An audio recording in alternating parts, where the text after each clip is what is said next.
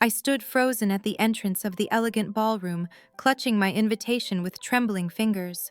The crystal chandeliers cast a warm glow over the wedding reception, but the cold stares from the bride's family cut through me like ice. My cousin Eliza, radiant in her wedding gown, hadn't seen me yet, but her mother, my Aunt Margaret, certainly had. "What are you doing here?" she hissed, approaching me with quick, determined steps. Her designer dress rustled as she moved, her perfectly made-up face contorted with disdain. "This invitation was a mistake. You know you're not welcome in this family anymore." I swallowed hard. "Eliza sent it to me herself. I just wanted to—" "I don't care what you want," she interrupted, her voice low but sharp enough to draw attention from nearby guests. "After what you did, the scandal you caused, you have some nerve showing your face here." My chest tightened. 5 years had passed since the incident that fractured our family, yet the wounds remained raw.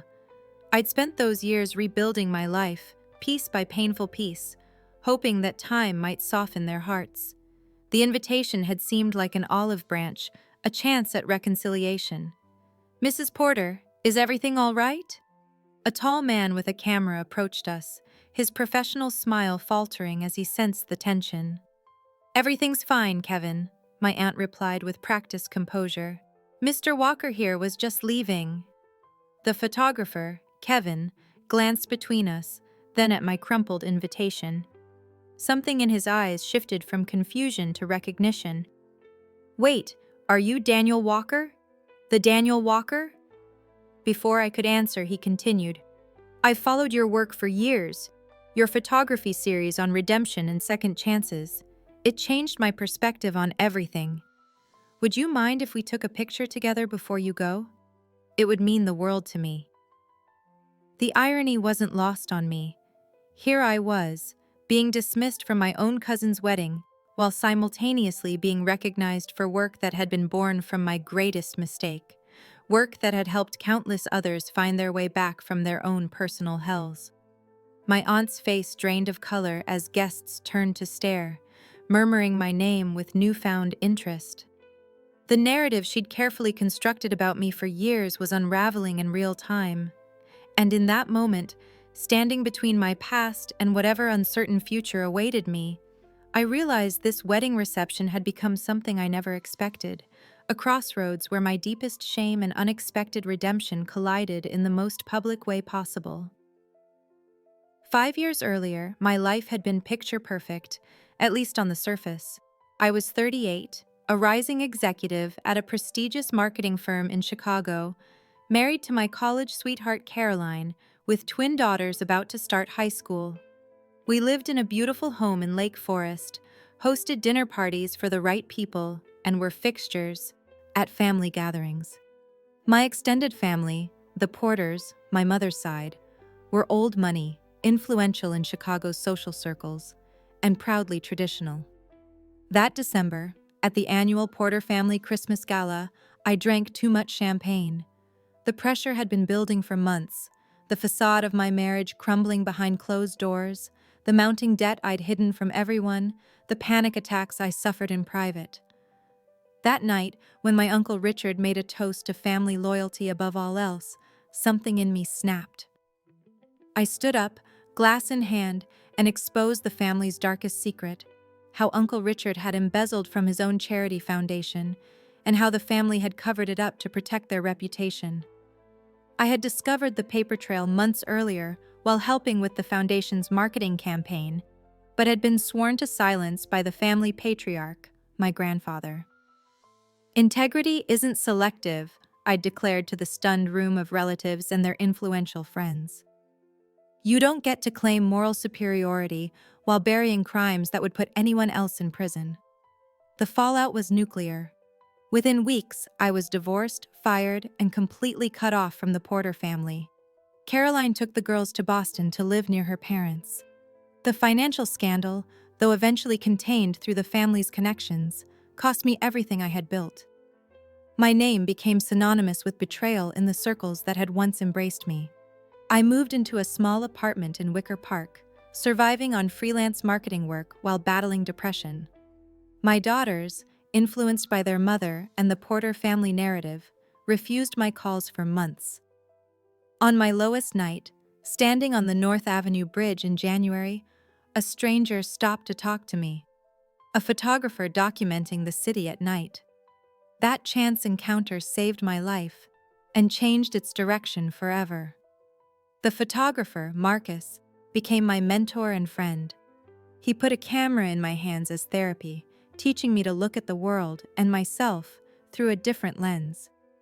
Capture what hurts, he told me, but find the light in it. There's always light. Photography became my salvation. I started documenting stories of people who had lost everything and found their way back. Ex-convicts rebuilding their lives, addicts in recovery, families reconciling after estrangement. My first exhibition, After the Fall, caught the attention of a small publishing house, which led to a book deal. Gradually, my work gained recognition for its raw honesty and message of redemption. But success in my new life never filled the void left by my family. Every birthday card returned unopened by my daughters cut like a knife. Every holiday spent alone in my apartment while knowing the Porters were gathered without me left me hollow. The invitation to Eliza's wedding had been the first communication from any of them in 5 years.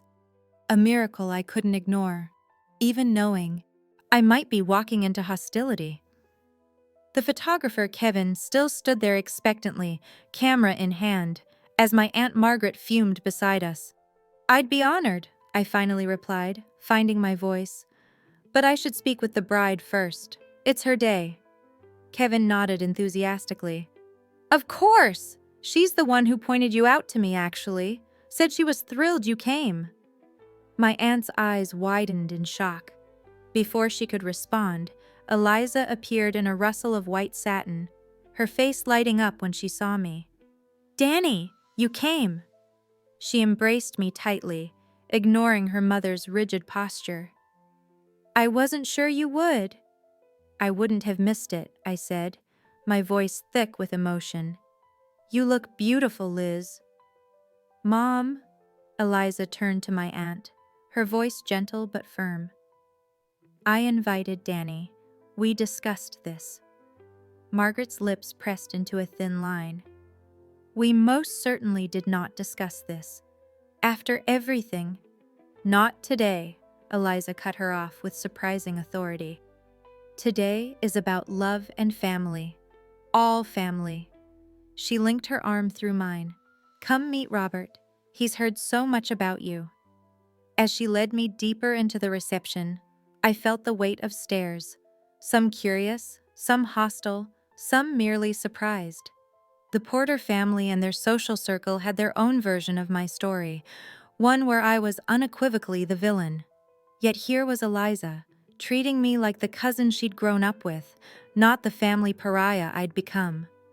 Her new husband Robert greeted me warmly, seemingly unbothered by the family drama he'd married into.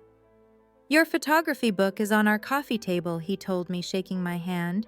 "Eliza showed me your work last year. It's powerful stuff." This small acceptance, this tiny foothold back into the life I'd lost, felt simultaneously wonderful and terrifying. I sipped champagne carefully, determined to stay clear-headed. When Kevin approached again for that photo, Eliza insisted on joining us. "The bride wants a picture with the black sheep," she whispered teasingly as we posed, and for a moment, it felt like old times. But the moment was short-lived. As dinner was announced, I discovered my name wasn't on any seating chart. I stood awkwardly as guests found their assigned tables, feeling increasingly conspicuous. "You can sit with us," a voice offered. I turned to find my cousin Thomas, the youngest of Uncle Richard's 3 sons. At 30, he had been the only family member who had maintained even sporadic contact with me after the fallout, though always secretly. "Won't that cause problems with your dad?" I asked quietly. Thomas shrugged. "Probably, but I'm not a kid anymore." He led me to a table near the back, where his wife Jessica smiled welcomingly. Besides, he added, you were right about what he did. Some of us haven't forgotten that.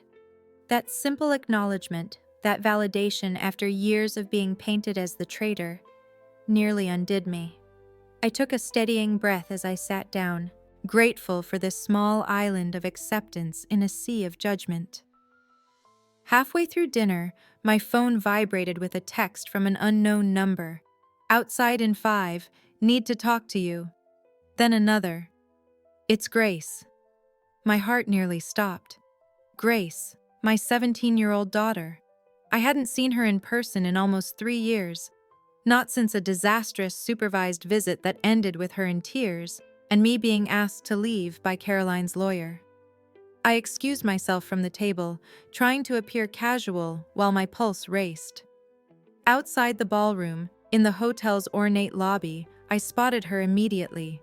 Tall like me, with her mother's chestnut hair, dressed in a simple blue dress that made her look older than I was prepared for.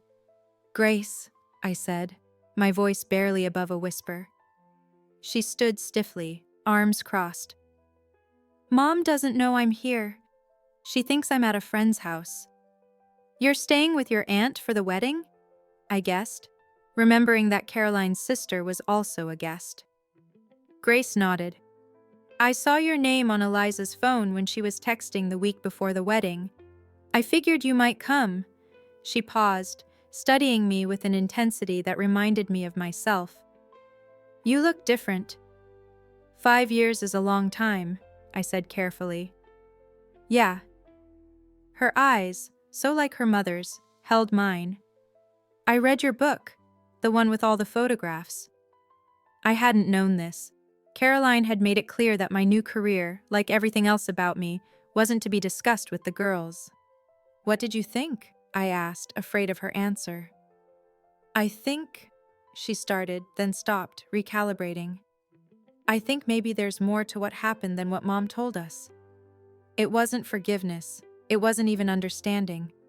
But it was an opening, a crack in the solid wall of narrative that had been built around me. And it had come from the person whose opinion mattered most to me in the world. Before I could respond, a commotion from inside the ballroom reached us. Raised voices, then the unmistakable sound of breaking glass. Grace and I exchanged a look before hurrying back inside. In the center of the room stood Uncle Richard, red-faced and swaying slightly, pointing an accusing finger at me, while Eliza tried to calm him. "You have no right to be here," he shouted as I entered. "No right to show your face after what you did to this family." The music had stopped. Every guest was watching the scene unfold in horrified fascination. "Uncle Richard," I said evenly, conscious of Grace standing behind me, "this isn't the time or place." "When is the time?" he demanded, his voice breaking. "When you've wormed your way back into everyone's good graces with your sob stories and artistic pretensions. You destroyed my reputation. My foundation never recovered." "Your foundation never recovered because you stole from it," I replied quietly. But in the silence of the room, everyone heard. Richard lunged toward me, but Thomas stepped between us, restraining. His father. "Dad, stop! You're ruining Eliza's wedding." The bride was in tears now, her perfect day crumbling around her. Her new husband stood beside her, looking helpless and angry.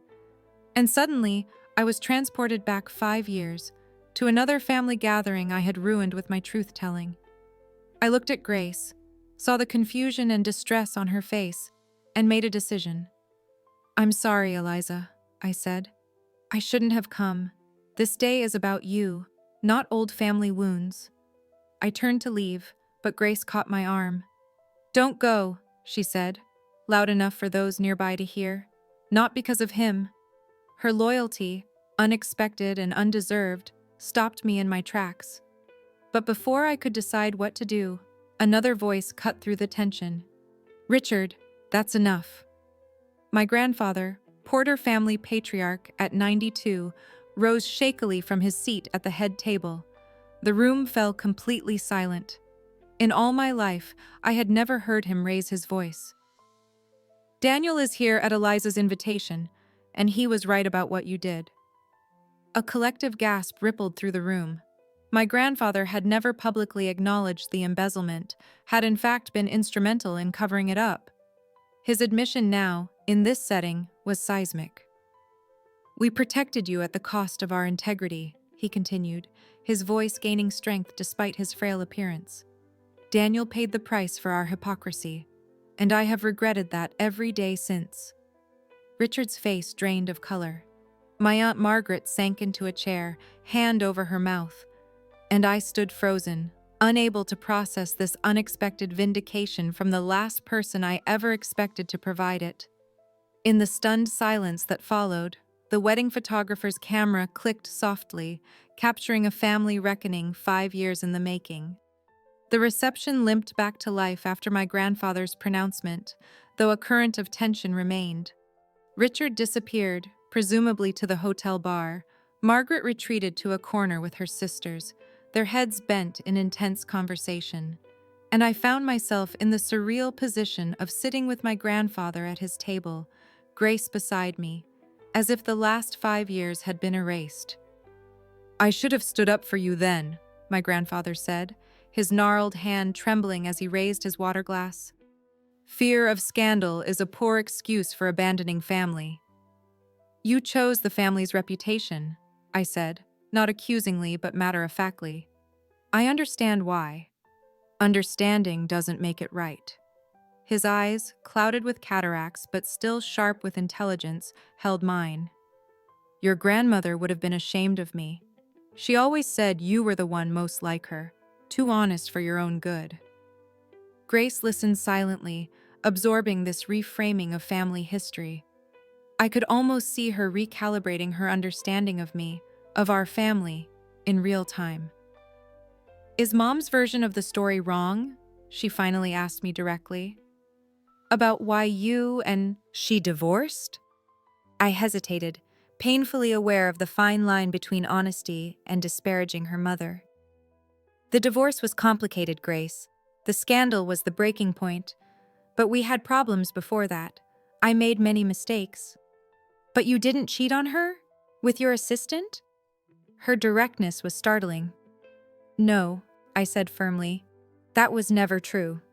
She nodded slowly, processing. "I think I knew that.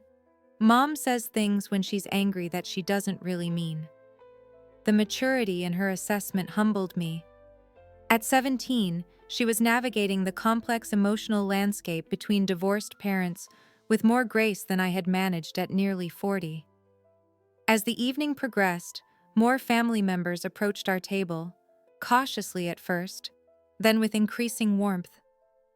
Cousins I hadn't spoken to in years asked about my photography. An aunt inquired after my health. It was as if my grandfather's public acknowledgement had granted them permission to remember that they once loved me. Thomas joined us, explaining that he'd taken his father back to his hotel room to sleep it off. "He's not a bad person," he said quietly, "just weak in ways he can't admit to himself."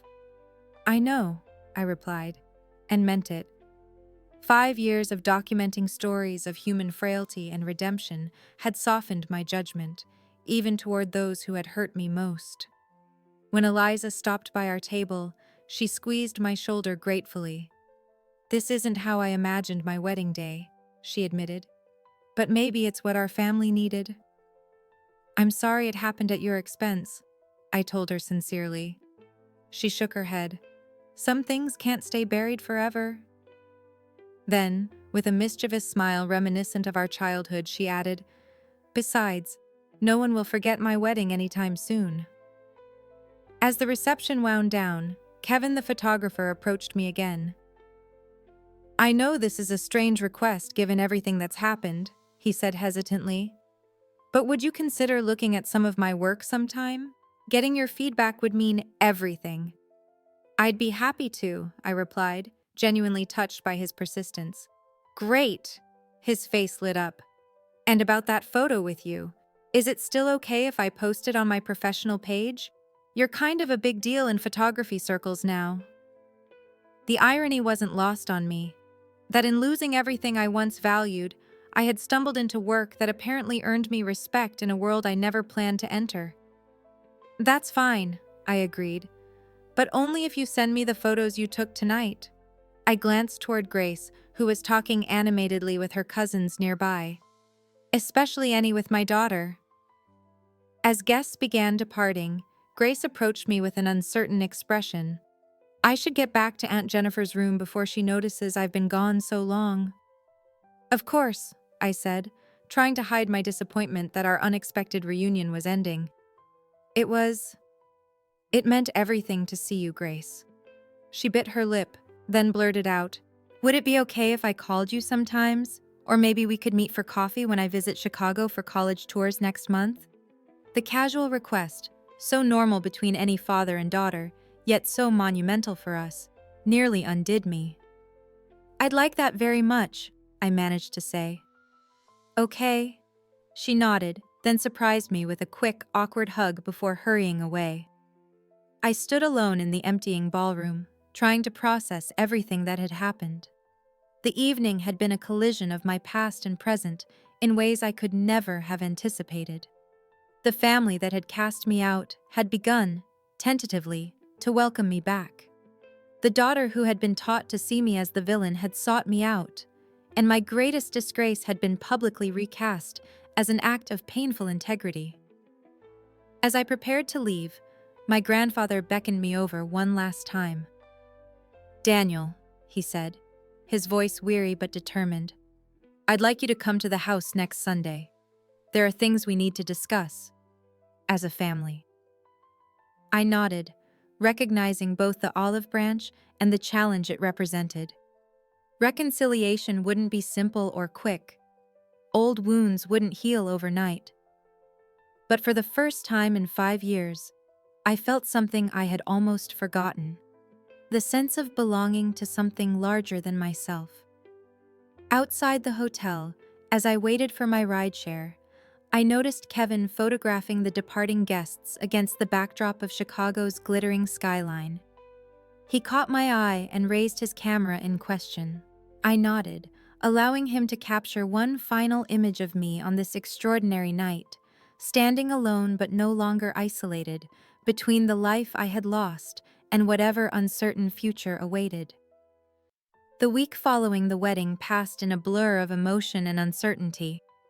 I threw myself into work, processing the commissioned photographs for a nonprofit's annual report, but my mind kept returning to the seismic shifts of that evening. Grace texted me twice, casual messages about school and her upcoming college applications that felt monumental in their ordinariness.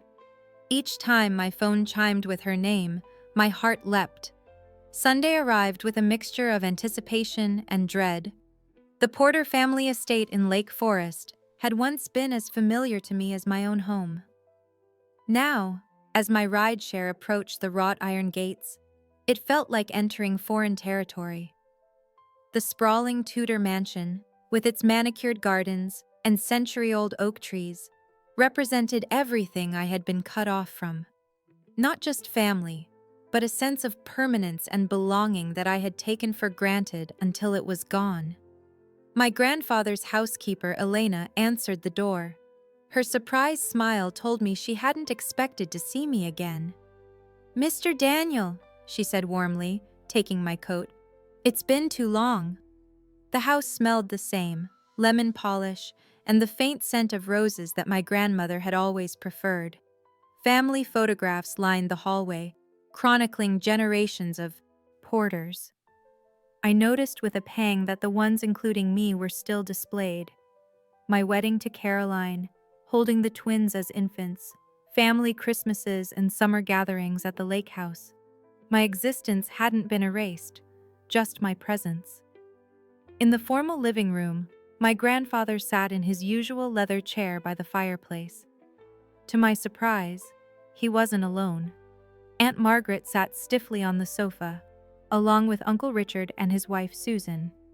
Thomas was there too, standing by the window. All conversation stopped when I entered. "Daniel," my grandfather said, gesturing to an empty chair across from him. "Thank you for coming." I nodded, taking the seat while acutely aware of Richard's glare and Margaret's tense posture. I've asked you all here because it's time we addressed what happened 5 years ago, honestly. My grandfather continued without preamble.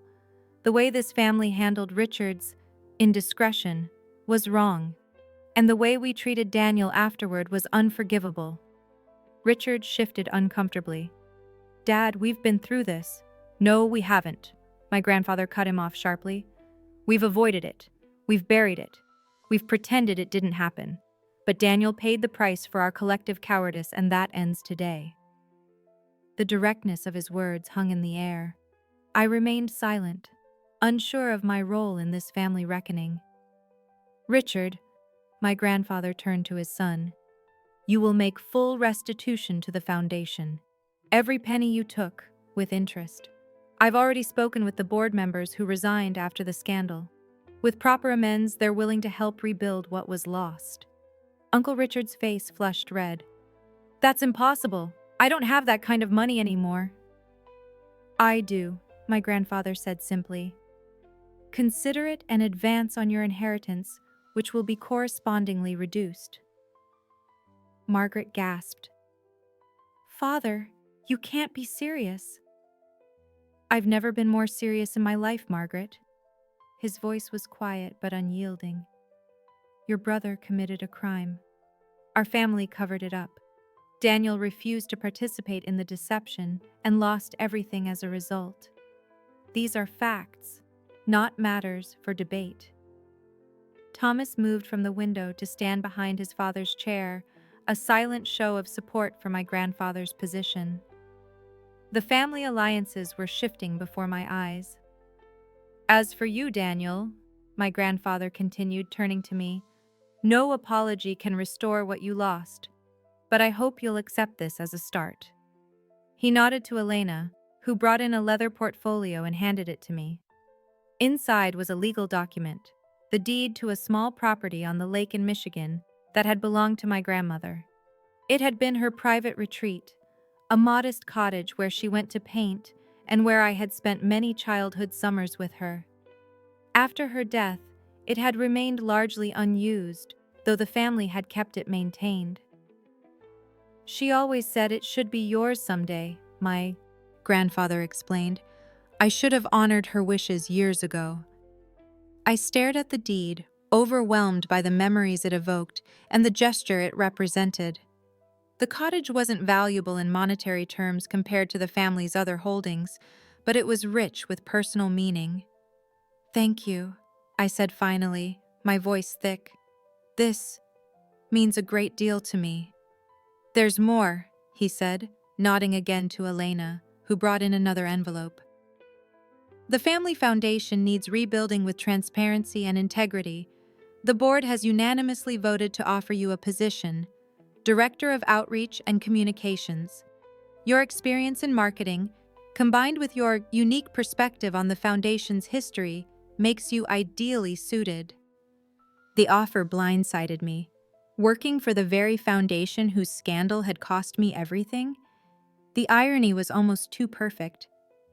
With all due respect, I said carefully, I've built a new career that means a lot to me. I'm not sure I can or should return to the corporate world. The position would be part-time, my grandfather clarified.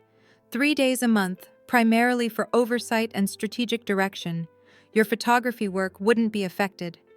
I glanced at Richard and Margaret, whose expressions made their feelings clear. It seems not everyone supports this idea. No, my grandfather acknowledged, but the foundation isn't a democracy. The board's decision is final. The tension in the room was palpable. This wasn't just about a job offer. It was about reintegrating me into the family's affairs, giving me a voice in an institution that represented the Porter legacy.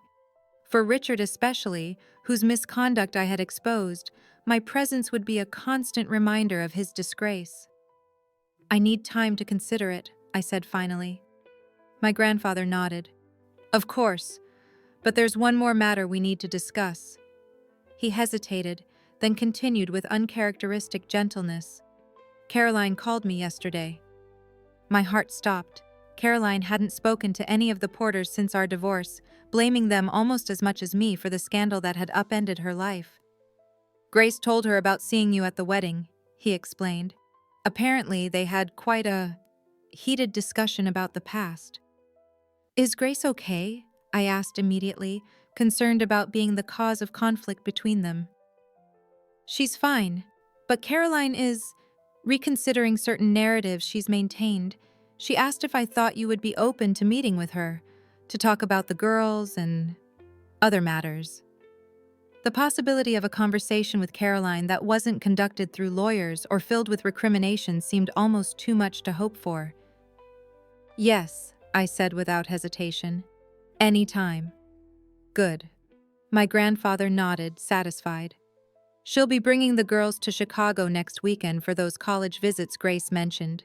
She suggested meeting then. Both twins, not just Grace. The thought of seeing Lily, again after so long, made my throat tight. My younger daughter, by 8 minutes, as she always insisted, had taken the divorce and the scandal the hardest. Her last words to me, during that disastrous supervised visit 3 years ago, had been, "I wish you weren't my father." The memory still had the power to bring me to my knees. As the family meeting concluded, Richard and Margaret left quickly, barely acknowledging me. But Thomas lingered, waiting until we were alone to speak. "For what it's worth," he said quietly, "I think Grandfather is right about everything. The foundation needs you.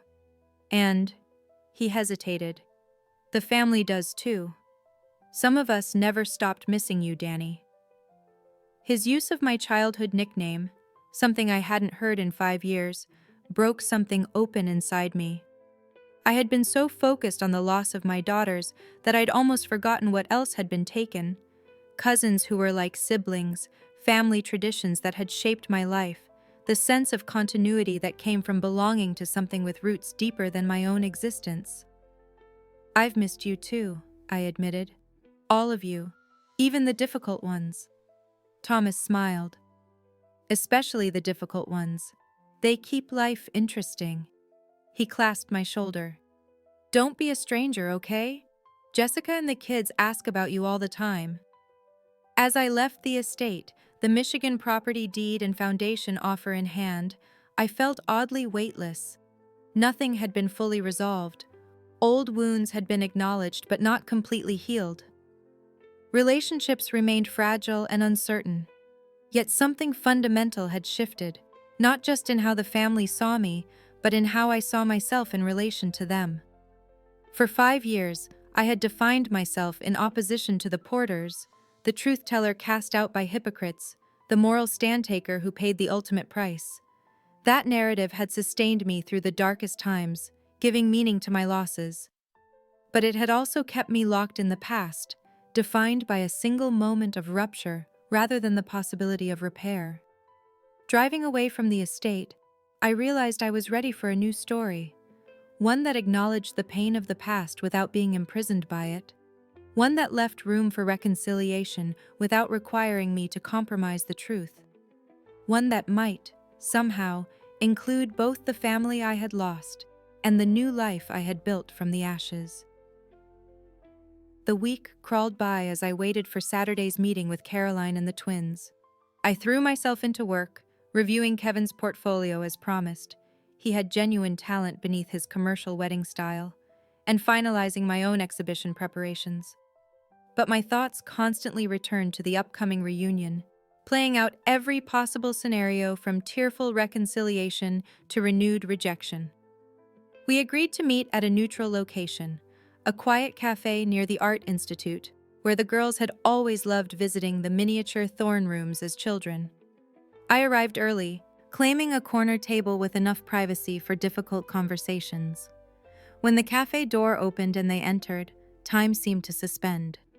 Caroline looked essentially the same, still beautiful at 45, with the same confident posture and alert eyes. Grace I had seen recently, though seeing her alongside her mother highlighted how much of Caroline was in her. But Lily, my heart constricted at the sight of her.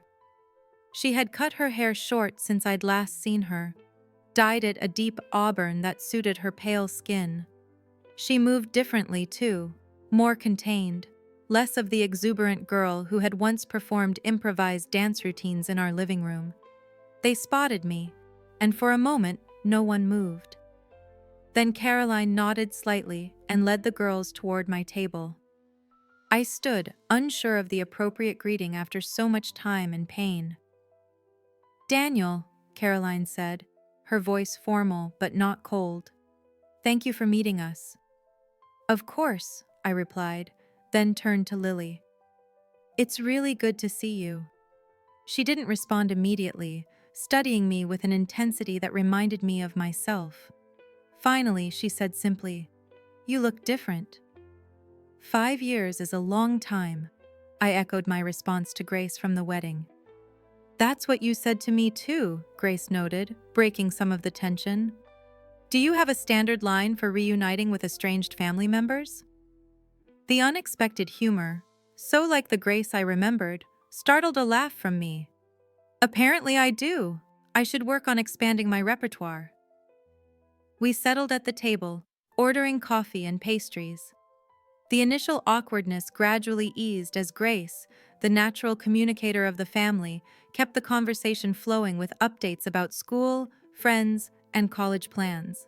Caroline contributed occasionally, her manner reserved but not hostile. Lily remained largely silent, watching and listening. Eventually, the superficial topics were exhausted, and the real purpose of our meeting could no longer be avoided. "The girls have questions," Caroline said directly, "about what happened, all of it." She met my eyes steadily. "I haven't always been entirely accurate in how I've explained things to them." The admission clearly cost her. Caroline Porter had never been someone who acknowledged mistakes easily. "I'm happy to answer anything they want to know," I said carefully. "But I don't want to contradict your mother or make this harder for any of you." "Just tell the truth," Lily spoke up suddenly. "That's your thing, isn't it? The truth at any cost?" The edge in her voice cut deep, but I recognized the hurt beneath it. "The truth is complicated, Lily, and I've learned that how we tell it matters as much as what we tell." "Fine." She leaned forward. "Then tell us why you did it. Why you blew up our entire lives over someone else's mistake." The directness of her question deserved an equally direct answer. I took a deep breath. I told myself it was about principle, that I couldn't be complicit in covering up something wrong, and that was part of it. But the full truth?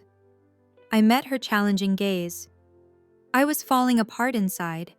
The perfect life I projected, successful career, happy marriage, beautiful family, was suffocating me. I was drowning in debt from trying to maintain a lifestyle I couldn't afford, having panic attacks in my office bathroom, drinking too much to cope with the pressure. Caroline's expression shifted subtly. This was clearly more honesty than she had expected. "That night, at the Christmas party," I continued, "when everyone was celebrating family loyalty and pretending Uncle Richard's crime hadn't happened, something broke in me. It felt like my whole life was built on pretense, so I shattered it all at once." I paused, the memory still painful. It was partly principled and partly self-destructive. I knew it would have consequences, but I didn't fully consider what those would mean for you and Grace. That was my greatest failure. Lily absorbed this, her expression unreadable. "So you're saying you had a midlife crisis, and we were collateral damage?" "Lily," Caroline cautioned, but I shook my head. "She's not wrong," I acknowledged, though I'd say it was more of a breakdown than a crisis. "After you both moved to Boston, I hesitated, unsure how much to reveal." "He almost killed himself," Grace said quietly. "That's in his book, The Night on the Bridge." Caroline's sharp intake of breath told me this was news to her. Lily's eyes widened slightly, the first crack in her defensive armor. "Is that true?" she asked, her voice smaller. I nodded. If not for a random encounter with a stranger that night, I might have jumped. That's not something I've shared with many people, but it's in the book because it was the turning point. The moment I realized I had to find a way to rebuild, even if everything I thought mattered was gone. A heavy silence fell over the table. This was not how I had imagined our reunion unfolding, with the stark admission of my darkest moment. But perhaps it was necessary, stripping away the accumulated layers of narrative and counter-narrative to reach something raw and true. "I've read your book," Lily said finally. "Both of them, actually. Mom doesn't know." She glanced at Caroline, who looked surprised but didn't interrupt. "They're really good, especially the portraits of the former addict who became a counselor. I could feel how much he lost and found again." Her words, the first positive thing she had said to me in years, felt like a small miracle. "Thank you," I said simply. "That means a lot." "I have one more question," she continued, her voice steadier now. "Did you and Mom split up because of what happened with the Porters, or was it already ending?" Caroline and I exchanged a look, the intimate glance of two people who had once known each other better than anyone else in the world. "Both," Caroline answered before I could. We had been struggling for a while, though I think neither of us wanted to admit it. The scandal gave us both an excuse, me to leave, him to let me go. "We made many mistakes," I added, "but loving you two was never one of them. And losing daily connection with you has been the greatest regret of my life." Grace reached across the table and squeezed my hand briefly. Lily didn't make any similar gesture, but something in her posture had softened. "We're staying in Chicago until Tuesday," Caroline said, changing the subject slightly. "The girls have tours at Northwestern and University of Chicago. Perhaps we could meet again before we leave? All of us?" The invitation, tentative as it was, felt monumental. "I'd like that very much," I replied, trying to keep the emotion from overwhelming my voice. As we prepared to leave, Lily hung back slightly, letting her mother and sister walk ahead to the door. "I don't forgive you yet," she said quietly, "for the record." "I understand," I replied, respecting her honesty. "But," she hesitated, "I think maybe I want to. Someday." She met my eyes directly. "I'm applying to Columbia College for photography. That's the real reason I read your books. I wanted to see if you were any good." I smiled, recognizing the olive branch disguised as a challenge, so like myself at her age. "And the verdict?" A ghost of a smile touched her lips. "You're not bad, for an old guy." With that, she turned and joined her mother and sister, leaving me standing in the cafe with the first fragile thread of connection to my younger daughter restored.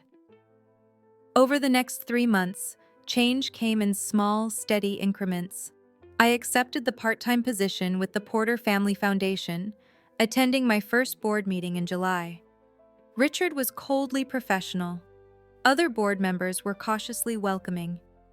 The foundation's mission, supporting arts education in underserved Chicago communities, aligned well with my current work, making the transition less jarring than I had feared. Grace called weekly, our conversations growing more natural with each passing month. Lily's communication was less consistent, but increasingly genuine. Texts about photography techniques, links to artists she thought I should know about, occasional updates on her college applications. In August, Caroline brought them both to Chicago for a long weekend, and we spent a day at the cottage in Michigan that my grandfather had returned to me. Watching the twins wade into the lake, laughing as they had as children, felt like witnessing a small miracle. My photography career continued to flourish. The exhibition that had been in preparation during Eliza's wedding opened in September to strong reviews. Kevin, the wedding photographer who had recognized me, became something of a protege, assisting with larger projects while developing his own documentary style. Most surprisingly, my relationship with the Porter family gradually mended, not completely, and not without occasional tension, but substantially. Thomas and his family became regular visitors to my apartment. Even Margaret thawed slightly, inviting me to her husband's retirement party in October. My grandfather's health declined as autumn progressed. By November, he rarely left his bedroom at the estate, though his mind remained sharp. I visited him weekly, often bringing my camera to document family members who came to pay their respects. These informal portrait sessions became unexpectedly meaningful, capturing the complex web of relationships that made up the Porter legacy, with all its flaws and strengths. During one such visit in early December, nearly 6 months after the wedding that had changed everything, my grandfather asked to speak with me alone. His once imposing frame had diminished, but his eyes retained their characteristic intensity. "I won't see another Christmas," he said without preamble. "We both know that." I nodded, not offering false reassurance. At 93, with congestive heart failure, he had already exceeded his doctor's expectations. "The family will need you when I'm gone," he continued. "Richard and Margaret still resent your return, but they respect what you've accomplished with the foundation. And the younger generation, Thomas, Eliza, their cousins, they look up to you more than you realize." "I'm not sure I'm the right person to hold the family together," I admitted. "I'm still the outsider in many ways." "Perhaps that's exactly why it needs to be you." He reached for a leather-bound book on his bedside table, the family Bible which had recorded Porter births, marriages, and deaths for generations. "The outsider sees what those too close cannot. You proved that 5 years ago, at great personal cost." He opened the Bible to where a document had been placed. His will, I realized with surprise. "I've made changes," he explained. "Nothing that will cause financial hardship to anyone, but significant nonetheless. You're being named co-executor, along with Thomas." The responsibility he was entrusting to me, to help manage the complex Porter estate and navigate the family dynamics that would inevitably follow his death, was enormous. "Are you sure that's wise?" I asked carefully. "It might create more division." "It might," he acknowledged, "or it might force reconciliation. Either way, it's necessary." He closed the Bible. "The Porter family has survived for 4 generations on a foundation of certain principles: integrity, responsibility, service. Somewhere along the way, we began to value appearance over substance. Your actions, however painful they were for everyone involved, were an attempt to restore what matters most." His frail hand gripped mine with surprising strength. "I need to know you'll continue that work when I'm gone, not just with the foundation, but with the family itself." The weight of what he was asking settled on me. 5 years ago, I had been willing to sacrifice my place in the family for the sake of truth. Now he was asking me to fight for both, to hold the family accountable while also holding it together. "I'll do my best," I promised, knowing the path ahead would be neither simple nor smooth. He nodded, satisfied, then changed the subject to the upcoming holidays. "Caroline called yesterday. She and the girls will be in Chicago for Christmas." This was news to me. They usually spend it with her parents in Boston. Apparently plans have changed. She asked if you would be at the family gathering here on Christmas Eve. He watched my reaction carefully. "I told her you would." The annual Porter Christmas Eve celebration, the very event where I had caused the scandal 5 years before. The symmetry was almost too perfect. "Are you sure that's a good idea?" I asked. "Given what happened last time?" A ghost of a smile touched his lips. "Sometimes the only way forward is to return to where things went wrong and make a different choice." Christmas Eve arrived with light snow falling over Chicago, dusting the Porter estate with a pristine white blanket that softened its imposing edges. I drove myself this time, no longer dependent on rideshares now that my financial situation had stabilized. The cottage in Michigan had come with a modest trust fund my grandmother had established, providing me with unexpected security. As I approached the familiar gates, memories of that night 5 years ago surfaced vividly. The too many glasses of champagne, the suffocating feeling of complicity, the moment of reckless truth-telling that had altered the course of so many lives, including my own. But this time, I felt neither the desperation of that night nor the trepidation of my return visit after the wedding. Instead, I felt a calm readiness for whatever the evening might hold. The house was transformed as it always had been for Christmas. Garlands on the grand staircase, the 12-foot tree in the main hall decorated with ornaments that dated back generations, fires blazing in every fireplace. Elena greeted me warmly, taking my coat and the gifts I had brought. "Your grandfather is in the library," she told me. "He's been asking for you." I found him there, settled in a wheelchair near the fire, a tartan blanket over his legs. Despite his physical decline, he had insisted on being part of the gathering. Thomas sat with him, the two deep in conversation that paused when I entered. "Daniel," my grandfather extended his hand. "Right on time." "Wouldn't miss it," I replied, clasping his frail hand before greeting Thomas with a warm handshake. "Caroline and the girls just arrived," Thomas informed me. "They're in the drawing room with everyone else." My pulse quickened at the news. Though our relationship had improved dramatically over recent months, this was the first time Caroline would be attending a Porter family function since our divorce. Her willingness to return to this house with all its complicated history felt significant. "Before you join them," my grandfather said, "there's something I want you to have." He nodded to Thomas, who retrieved a small box from the desk drawer and handed it to me. Inside was a vintage Leica camera, not valuable by current standards, but meaningful to anyone who knew photography history. "It was your grandmother's," my grandfather explained. "She used it to document everything: family gatherings, travels, the civil rights marches she participated in despite my objections." His eyes crinkled with the memory. "She would be proud of how you've used your camera to tell important stories." The unexpected gift left me momentarily speechless. My grandmother had been the family's quiet rebel, proper on the surface but fiercely independent in her convictions. That my grandfather saw a connection between her legacy and my current path felt like a profound validation. "Thank you," I said finally. "This means more than I can express." He nodded, understanding the depth of emotion behind my simple words. "Now go find your daughters. They've been asking when you'd arrive." The drawing room was filled with Porter relatives in their Christmas finery, the volume of conversation rising above the classical music playing softly in the background. I paused in the doorway, scanning the crowd until I spotted them: Caroline in a simple black dress, the twins in complementary outfits of deep green and burgundy.